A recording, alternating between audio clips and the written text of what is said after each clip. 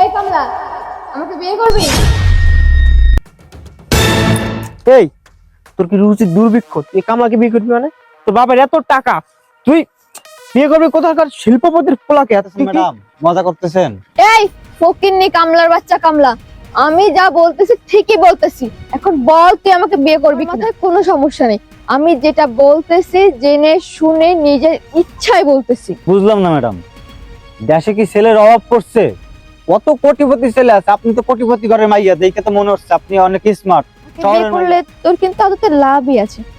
শুনছি তোর আম্মু নাকি অসুস্থ, তোর আম্মুর অপারেশন করাইতে অনেক টাকার দরকার। ঠিক আছে ম্যাডাম, চলেন।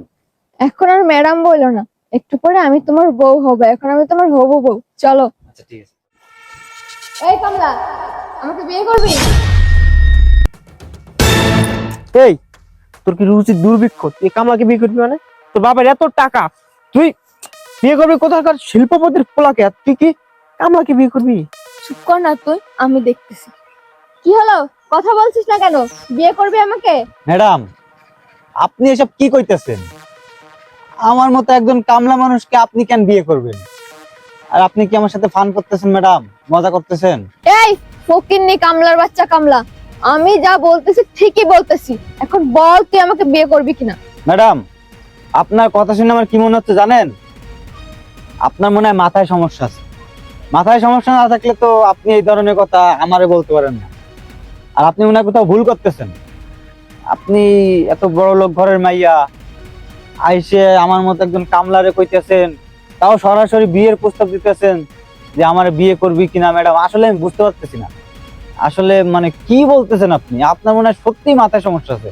একটা কাম করেন ম্যাডাম, আপনার সাথে আজাইরে পেশাল করার আমার কোনো সময় নেই, আমার অনেক কাম আছে, আমি কাম করতে যাইগা, আপনারা চলে যান।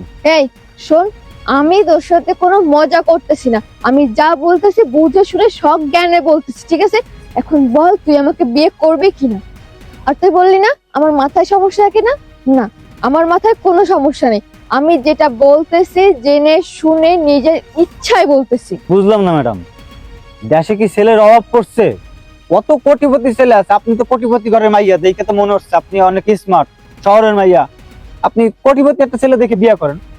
ম্যাডাম শোনেন, আমি তো আগেও বলছি আমার কাম আছে ম্যাডাম, কাম কইরা তারপরে খাইতে। আমরা গরিব মানুষ, দুই বেলা কাম না করলে আমরা দুই বেলা খাইতে পারি না। তাই শোনেন, দাঁড়ায় দাঁড়ায় আমার সময়টা নষ্ট করেন না ম্যাডাম।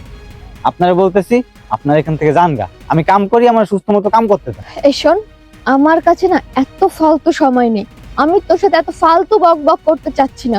এখন তুই বল তুই আমাকে বিয়ে করবি কিনা? বাই দ্য ওয়ে, আমাকে বিয়ে করলে তোর কিন্তু আদতে লাভই আছে। শুনছি তোর আম্মু নাকি অসুস্থ, তোর আম্মুর অপারেশন করাইতে অনেক টাকার দরকার। তোকে তো দেখে মনে হয় না এত টাকা এফোর্ড করতে পারবি। সো আমাকে যদি বিয়েটা করিস, তোর আম্মুর অপারেশন, তোর আম্মুর সমস্ত চিকিৎসা খরচ সবকিছু আমার। আর এরকম সুন্দরী একটা বউ পাবি, আমার বাবার টাকা পয়সা ধন সম্পদ যা আছে সবই তুই পাবি। এবার ভেবে দেখ তুই কি করবি। ম্যাডাম এটা কি কইতেছে? আমার বিয়ে করলে নাকি টাকা পয়সা দেবে, আর আম্মার অপারেশনের জন্য টাকা দেবে। তাহলে আমি একটা কাজ করি, আমার আম্মা তো অনেক অসুস্থ, আমি রাজি হয়ে যাই বিয়ে, তাই তো অনেকগুলো টাকাও পাবো। হ্যাঁ। ম্যাডাম শোনেন, আমি না রাজি, আমি আপনারা বিয়ে করতে রাজি আছি।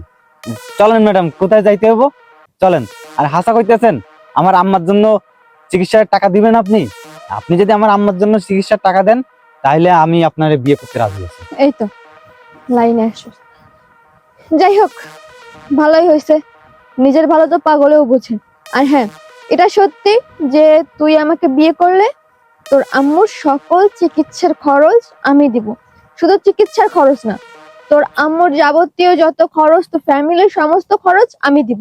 এবার চল তাড়াতাড়ি বিয়েটা সেরে নেই। আচ্ছা ঠিক আছে বন্ধু, তাহলে একটা কাজ কর, তুই তাড়াতাড়ি যা, গিয়ে কাজী রেডি কর, আর সাক্ষীদেরও ফোন দে, ঠিক আছে? আমার ফ্রেন্ডদেরকে ফোন দে, দিয়ে ওদের তাড়াতাড়ি কাজী অফিসে আসতে বল। আর শোন, মিষ্টি নিয়ে যাস কিন্তু মনে করে, হ্যাঁ? তাড়াতাড়ি যা, আমি ওকে রেডি করে নিয়ে আসতেছি। যা ঠিক যা আছে। যা। ঠিক আছে, তাহলে চলো। ঠিক আছে চলেন। চলো।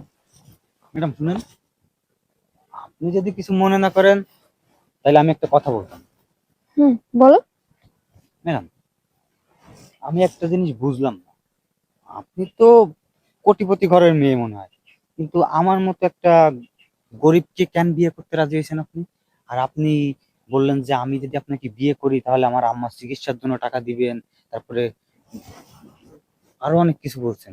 কিন্তু এগুলো মানে কেন করছেন, মানে আমি একটু শুনতে চাই।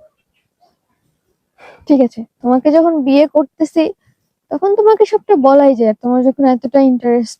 আসলে আমার বাবা আমার বিয়ে ঠিক করছে একটা বড়লোক ছেলের সাথে, কোটিপতি বাবার একমাত্র সন্তান, অনেক বড় বিজনেসম্যান, আমার বাবার বিজনেস পার্টনার। আমার বাবা চায় ওর সাথে আমার বিয়েটা দিয়ে আমার বাবার বিজনেসটা আরো পাকাপোক্ত করতে। কিন্তু আমার বড়লোক ছেলে একদম পছন্দ না, কারণ কোটিপতি বাবার একমাত্র ছেলেরা কেমন হয় সেটা আমি খুব ভালো করে জানি। আর আমি চাই না এরকম একটা বখাটে ছেলেকে বিয়ে করে আমার লাইফটা আমি ধ্বংস করি। আমার সবসময় এরকম গ্রামের সহজ সরল সাদা মাটা ছেলে পছন্দ। তাই আমি চাই আমার বিয়ের লগ্নের আগেই আমার বাবার সামনে গিয়ে আমার হাজবেন্ডকে নিয়ে দাঁড়াতে। এই জন্যই আমি তোমাকে বললাম যে তুমি আমাকে বিয়ে করবে কিনা। আর আমি তোমার ব্যাপারে অনেক খোঁজ খবরে নিয়েছি এখানে আসার আগে। আমি জানি তুমি তোমার মাকে অনেক ভালোবাসো। আর তুমি যখন বিয়েতে রাজি হচ্ছিলে না, এই জন্যই আমি বলেছিলাম যে তোমার মায়ের চিকিৎসার সমস্ত খরচ আমি দিব। তবে ভয় পেও না, তোমার মায়ের চিকিৎসার সমস্ত খরচ আমিই দিব, কোনো অসুবিধা নেই। আসলে একটু পরেই আমার বিয়ে।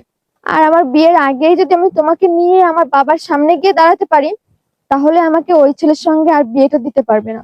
এই জন্যই আমি আর কি এরকম তাড়াহুড়া করে কাজী অফিসে বিয়েটা করে নিতে চাচ্ছি। ঠিক আছে, যাই হোক, অনেক কথা বললাম, সময় নাই আর হাতে, তাড়াতাড়ি চলো। আচ্ছা ঠিক আছে ম্যাডাম, চলেন। এখন আর ম্যাডাম বললো না, একটু পরে আমি তোমার বউ হবো, এখন আমি তোমার হবু বউ, চলো। আচ্ছা ঠিক আছে।